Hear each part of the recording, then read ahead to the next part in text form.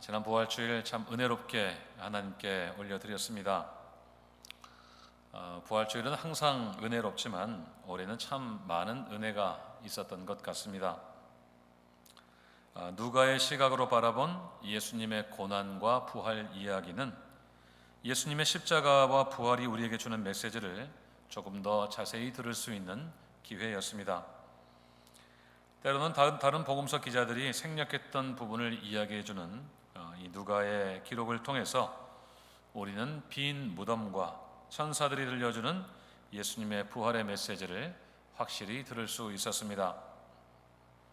저도 메시지를 준비하면서 참 의미 있고 은혜가 충만한 그런 시간을 보냈는데요. 그렇게 부활절이 지나가는 것이 조금 아쉬운 생각이 들었습니다. 매 주일이 부활주일이면 참 좋겠다, 그런 생각을 잠시 했습니다. 그래서 저는 오늘 여러분과 함께 누가가 들려주는 예수님의 부활 이야기를 마저 살펴보려고 합니다. 오늘 읽은 본문은 잘 아시는 엠마오 도상의 두 제자 이야기입니다. 이 이야기 역시 다른 복음서에서 다루지 않거나 잠깐 언급하고 지나가는 이야기입니다. 누가 외에는 마가가 16장에서 단 2절 정도로 간략하게 다루고 지나가는 정도였는데요. 누가는 이 부분을 매우 상세하게 기록하고 있습니다. 마치 등장인물들의 얼굴 표정이 보인다 싶을 만큼 매우 생동감 있는 이야기를 우리에게 들려줍니다. 부활의 또 다른 목격자인 이 두 사람을 통해서 우리가 항상 붙잡고 살아야 될 부활 신앙에 대해서 함께 생각해 보겠습니다. 먼저 오늘 본문은 그날에라는 말로 시작합니다. 그날은 예수님이 부활하신 그 당일입니다. 여인들이 향품을 가지고 예수님의 무덤에 갔을 때 돌문이 열려 있었고 예수님의 시신은 보이지 않았던 바로 그날입니다. 누가는 오늘 등장인물을 소개하면서 그들 중에 두 사람이 예루살렘에서 25리 되는 엠마오로 가는 중이었다고 했습니다. 이 엠마오가 어디를 가리키는지 지명인지 여전히 부정확합니다. 25리가 약 7마일 정도 되는 거리인 것을 감안할 때 암와스라고 불리는 마을이 유력하기는 합니다만 확실하지는 않습니다. 하지만 엠마오가 이들의 고향이었던 것만큼은 확실해 보입니다. 잠시 후에 살펴보겠습니다만 당시 이들의 마음 상태를 고려해 볼 때 예수님의 십자가 사건 이후에 이들은 낙심한 중에 다시 고향으로 돌아가는 중이었던 것 같습니다. 6월절이라는 절기와 예수님의 십자가 처형 날짜가 일치하는가에 대해서는 여전히 논쟁이 있기는 합니다만 6월절로부터 시작되는 일주일간의 무교절이 아직 끝나지 않은 상태에서 그들이 예루살렘을 빠져나왔다고 가정을 한다면 그들은 실망감을 가지고 고향으로 돌아갔다고 볼 수가 있는 것입니다. 이 두 사람이 그들 중에 두 사람이라고 했는데요. 이것은 그들이 제자들의 무리에 포함된 사람이었다는 것을 말해주고 있습니다. 12사도에 포함된 사람들은 아니었지만 70인의 전도단에 포함되었거나 혹은 그에 준하는 정도의 믿음과 열정을 가졌던 사람들로 보여집니다. 엠마오로 가는 길에서 그들은 서로 대화를 나누고 있었다고 했는데요. 14절의 기록대로 그들은 그 모든 된 일을 이야기하고 있었습니다.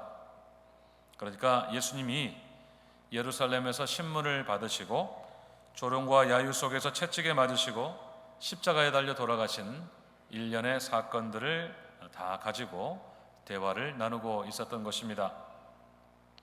그런데 그때 갑자기 예수님이 나타나셨습니다. 15절을 보십시오. 그들이 서로 이야기하며 문의할 때 예수께서 가까이 이르러 그들과 동행하셨다고 했습니다.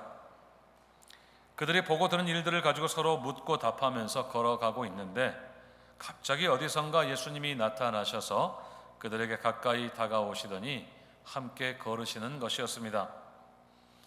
그러니까 예수님이 그들을 깜짝 방문을 하신 것이죠. 원문에는 예수님의 그 방문이 매우 생동감 있게 표현되어 있습니다. 헬라 원어에 사용된 단어 아우토스라고 하는 말은 이 단어가 지목하는 대상, 그 대상을 다른 사람들이나 다른 사물과는 확연하게 구별되게 하려는 목적으로 사용되는 단어입니다. 마치 다른 배경들은 다 흑백으로 처리하고 그 대상만 총천연색 컬러로 표현하는 것 같은 그런 효과를 가진 단어입니다. 그러니까 예수님이 그들과 동행하셨다는 말은 예수님 자신이 친히 그들과 동행하셨다는 뜻입니다. 다른 누구도 아니라 예수님 바로 그분 자신이 그들에게 나타나셨다는 것입니다.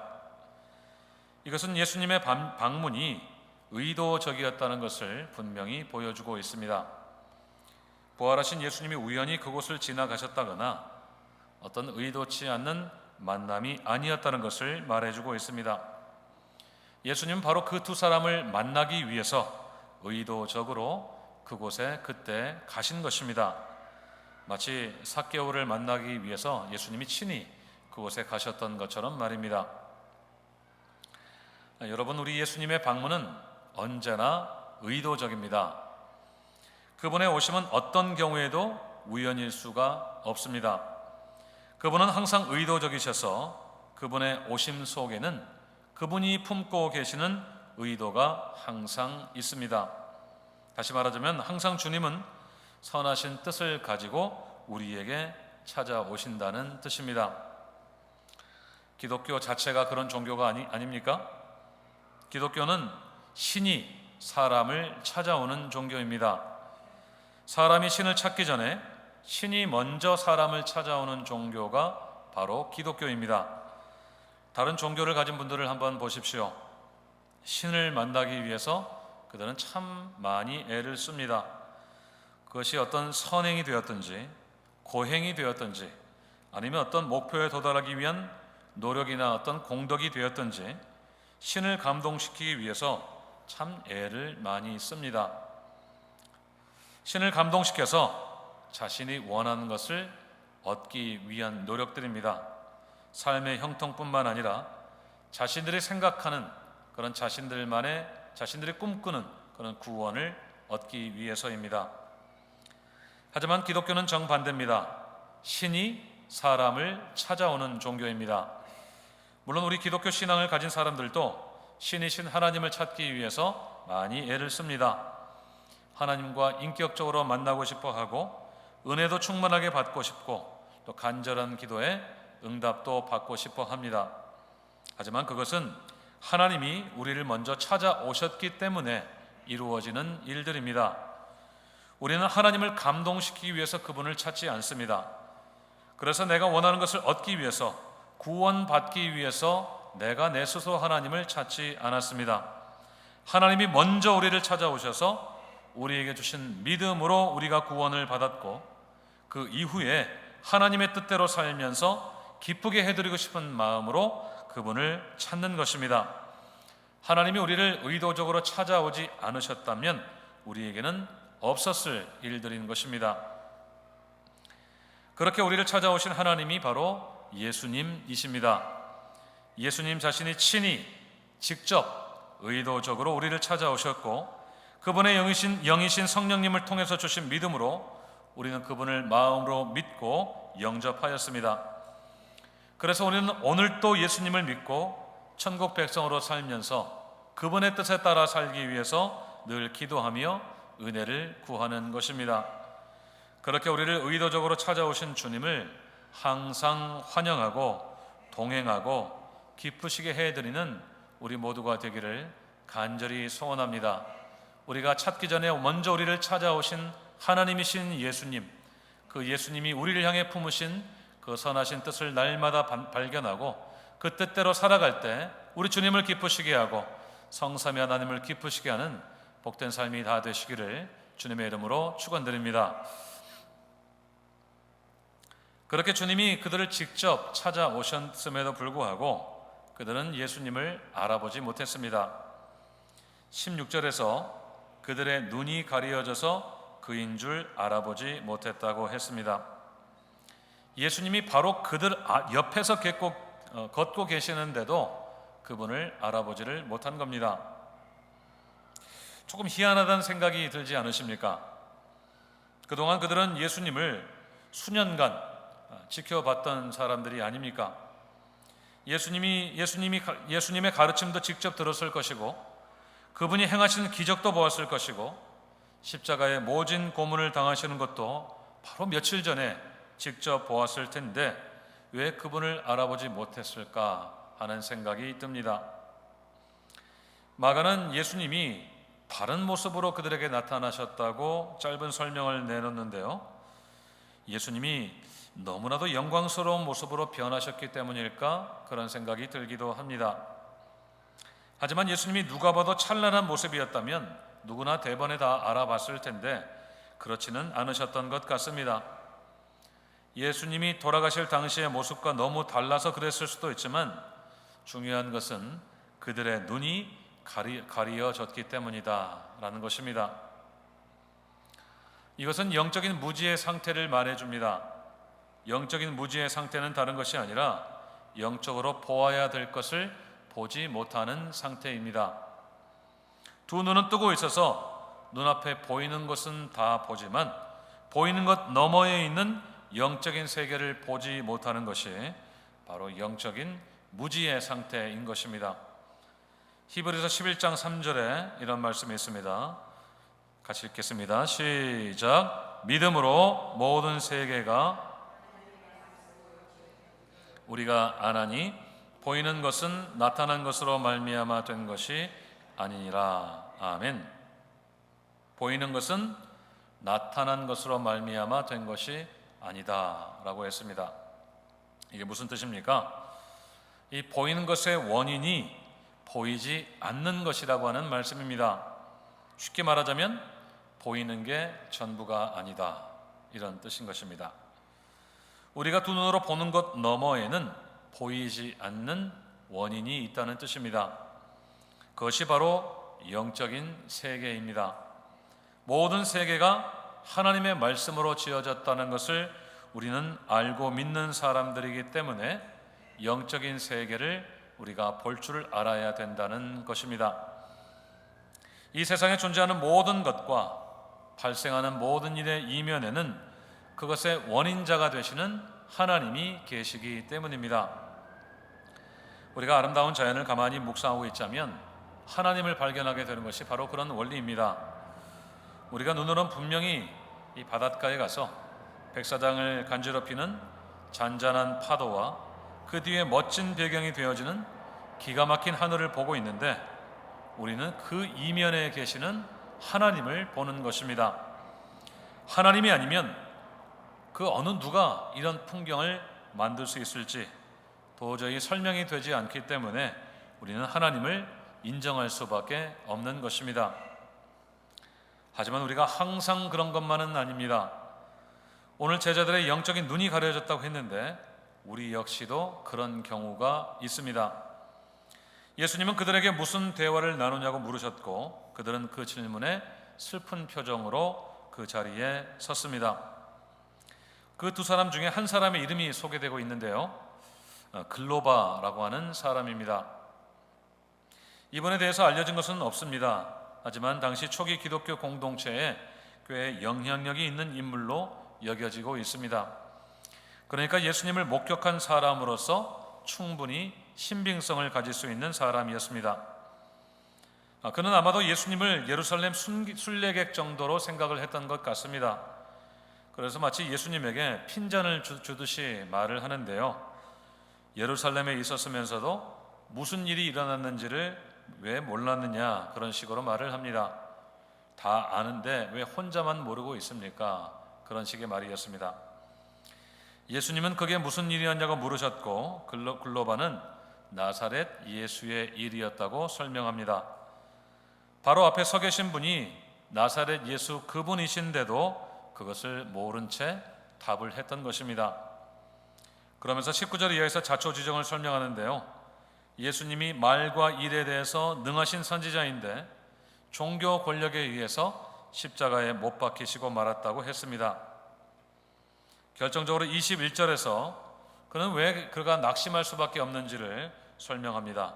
21절을 함께 읽겠습니다. 시작. 우리는 이 사람이 이스라엘을 속량할 자라고 바랐노라. 이뿐 아니라 이 일이 일어난 지가 사흘째요. 글로바는 예수님이 이스라엘을 속량할 뿐이라고 기대를 했습니다. 그것은 정말 커다란 기대였습니다. 왜냐하면 그것은 예수님께서 온 이스라엘 민족에게 엄청난 일을 해주실 분이라는 기대였기 때문입니다. 특별히 이 속량이라고 하는 말은 자유와 상관이 있는 말입니다. 주인의 속박 아래 있는 종을 자유하게 해주는 것이 바로 속량이기 때문입니다. 그렇다면 이스라엘을 속량한다는 뜻이 어떤 뜻이 되겠습니까? 그들을 로마의 압제로부터 자유하게 해준다는 뜻입니다. 이스라엘을 무력으로 정복해서 주인 노릇하는 그 로마로부터 완전히 자유하게 되어서 더 이상 그들의 종 노릇을 하지 않아도 되는 그런 상태로 만든다는 뜻입니다. 그러니까 글로벌을 더불어서 우리라고 하는 사람들에 포함된 대부분의 사람들은 예수님에게서 정치적인 왕의 모습을 기대했던 것입니다.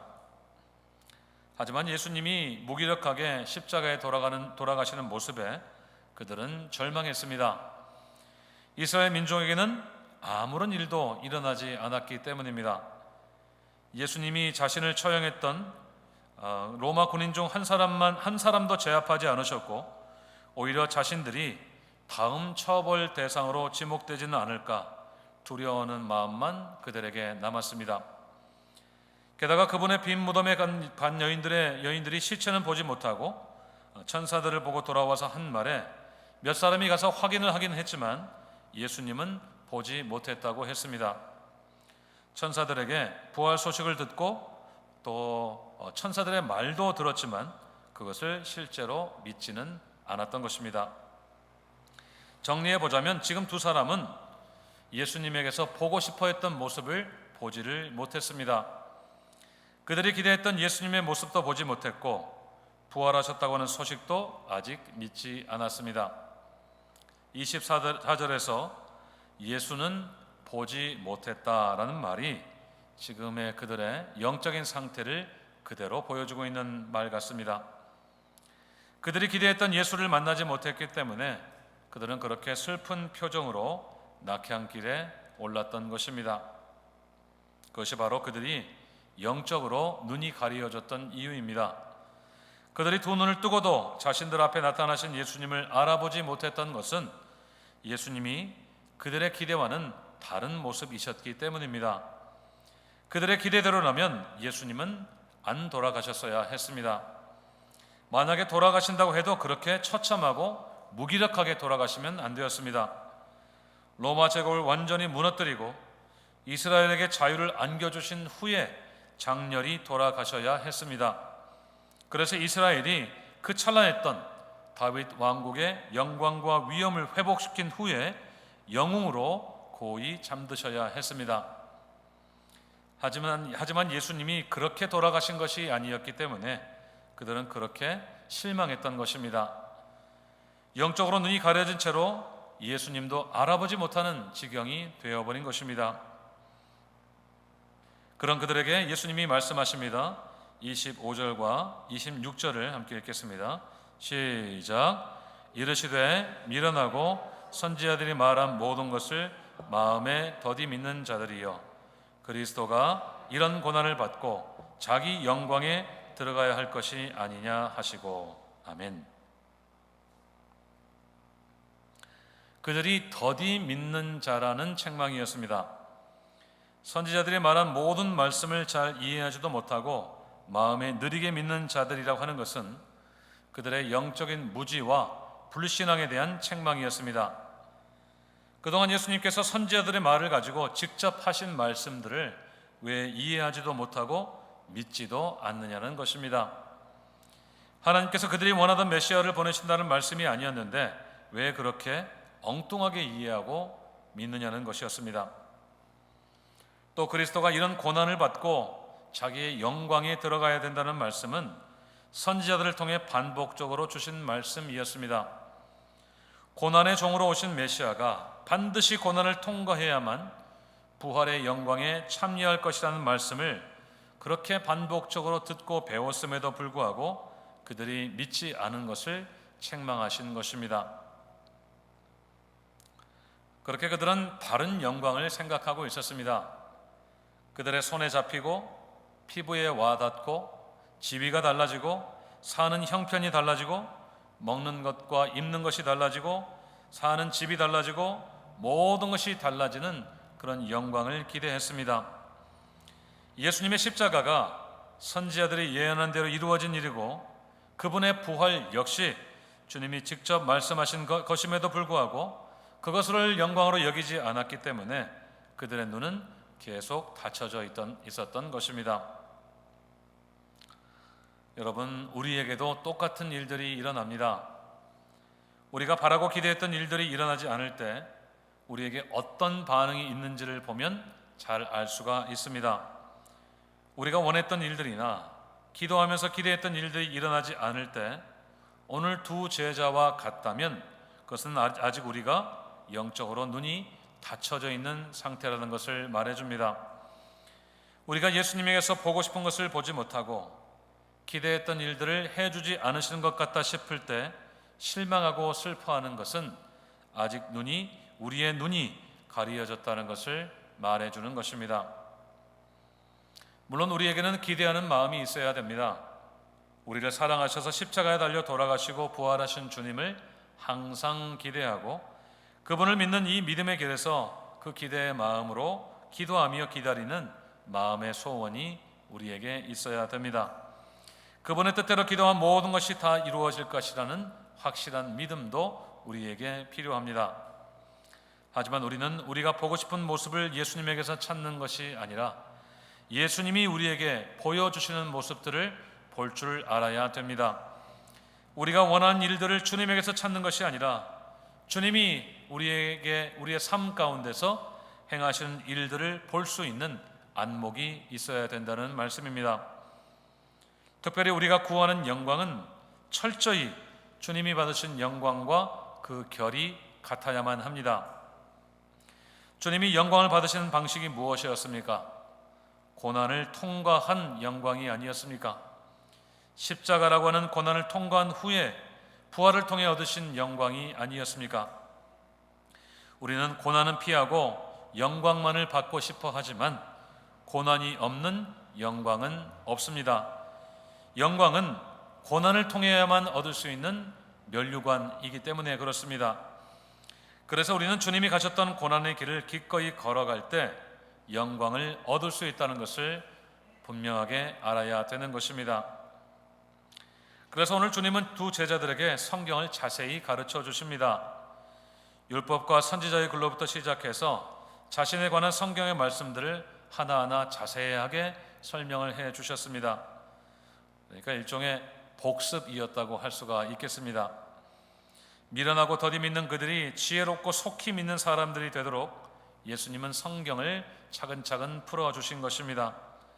이미 가르쳐 주신 내용을 다시 한번 가르쳐 주시면서 그들의 눈을 뜨게 해 주셨던 것입니다. 결국 그들은 예수님을 알아보았습니다.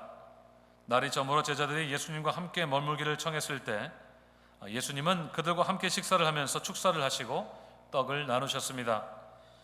마치 광야에서 굶주린 사람들을 위해서 축사하시고 떡과 물고기를 나누어 주셨던 것처럼 말입니다. 그랬을 때 그들의 눈이 밝아졌다고 했습니다. 31절을 보십시오. 자신들에게 떡을 나누어 주시면서 축사하신 그분이 바로 나사렛 예수이신 것을 알아본 것입니다. 그분이 광야에서 행하셨던 일들이 생각나서 그랬을 수도 있지만 예수님이 그들에게 성경을 깨닫게 해 주셨기 때문에 그들의 눈이 활짝 열리게 된 것입니다. 32절을 함께 읽겠습니다. 시작. 그들이 서로 말하되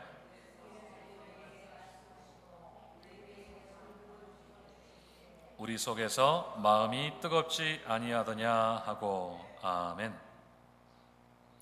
그들이 눈을 뜨게 된 것은 예수님이 그들에게 성경을 풀어주셨기 때문입니다. 성경 말씀이 깨달아졌기 때문에 그들의 눈이 활짝 열려서 주님을 알아볼 수 있었던 것입니다. 예수님이 당하신 고난, 그분의 십자가, 그리고 여인들이 목격한 빈 무덤과 천사들의 메시지가 하나씩 다 꿰어 맞추어지면서 그들의 마음은 뜨거워졌던 것입니다. 실망과 슬픔의 한겨울처럼 차디차게 식어버린 그들의 마음에 다시 한번 따뜻한 봄날이 찾아오게 된 것입니다. 그래서 그들은 바로 그 즉시로 예루살렘으로 달려갑니다. 고향으로 가던 발길을 돌려서 다시 예수님의 십자가와 부활의 현장으로 달려갔던 겁니다. 그리고 그들은 부활의 목격자로서 제자들과 함께 부활의 증인이 되었습니다. 무지와 의심으로 차가웠던 그들이 깨달음과 확신 속에서 뜨거운 마음으로 복음을 증거하는 사람들이 되었던 것입니다. 오늘 주님은 바로 그 일을 위해서 두 제자를 찾아가셨습니다. 그들의 믿음을 회복시켜 주시기 위해서 잘못된 지식은 바로 잡아주시고 차가워진 마음은 다시 뜨겁게 해주시기 위해서 그들을 찾아가신 것입니다. 그들이 다시 살아야 될 삶을 다시 살아가도록 회복시켜 주시기 위해서 주님이 친히 의도적으로 그들을 찾아가셨던 것입니다. 사랑하는 여러분, 부활하신 주님이 오늘 또 우리를 찾아오시는 것을 믿으십니까? 아멘.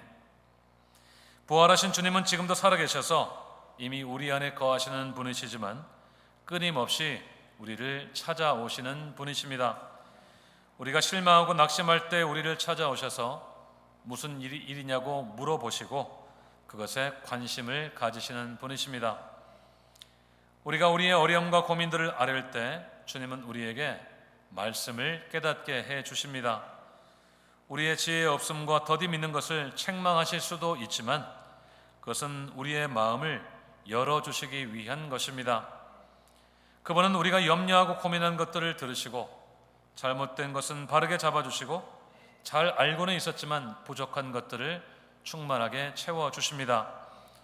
때로는 잊어버렸던 말씀을 깨닫게 해주시기도 하고 잘 알았던 말씀, 크게 은혜 받았던 말씀, 선물처럼 주셨던 말씀이 새롭게 깨달아지게도 해주십니다. 주님의 목적은 한 가지입니다. 우리의 마음을 뜨겁게 해주시는 것입니다. 부활하신 주님은 우리의 마음이 뜨거워지기를 간절히 원하십니다. 주님이 부활하신 것이 바로 그 곧 말씀대로 이루어진 일인 것을 깨닫고 마음이 뜨거워지기를 원하시는 것입니다. 그것이 우리에게 소망이 되어서 우리도 그들처럼 주님을 뜨겁게 믿고 섬기고 증거하는 사람들이 되기를 원하시는 주님이 날마다 우리를 찾아오시는 것입니다. 사랑하는 여러분, 그렇게 마음이 뜨거워지는 것, 그것이 우리 모두가 바라는 일이 아닙니까? 우리 중에 냉랭한 가슴으로 신앙생활을 하고 싶은 분은 한 분도 안 계실 것입니다. 저는 우리 모두가 뜨거운 가슴으로 주님을 섬기는 사람들이 다 되었으면 좋겠습니다. 우리의 마음이 뜨거워져서 무언가라도 하지 않으면 견딜 수 없는 그런 마음들이 다 되었으면 좋겠습니다. 삶이 어렵고 힘들어도 교회를 섬기고 형제자매를 섬기는 일들이 때로는 지치고 피곤해도 그 뜨거움 때문에 넉넉히 감당하는 우리 모두가 되었으면 좋겠습니다. 그것이 바로 우리 주님이 부활하신 목적이고 오늘 또 우리를 찾아오시는 목적인 것을 꼭 믿으시기를 바랍니다. 주님은 우리의 눈을 열어주시기 위해서 부활하셨습니다.